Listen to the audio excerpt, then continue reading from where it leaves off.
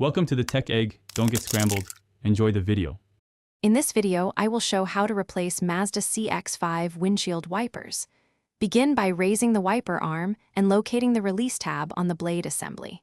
Press the tab and slide the old blade off the hook with steady pressure. Inspect the arm and clean the windshield area where the blade sat. Align the new blade with the hook, snap it into place, and lower the arm slowly to avoid damage. Start by lifting the wiper arm away from the glass and securing it.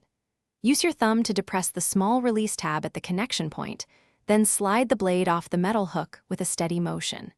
Keep one hand on the arm to control its movement and prevent it from springing back.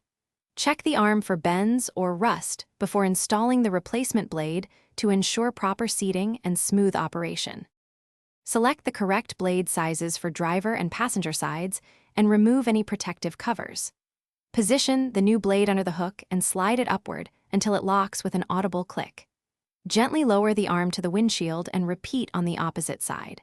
Turn on the wipers to test their sweep and listen for chatter or streaks, then adjust or reinstall if the seating feels loose or uneven for optimal. Thanks for watching. Consider subscribing if I helped unscramble your problems.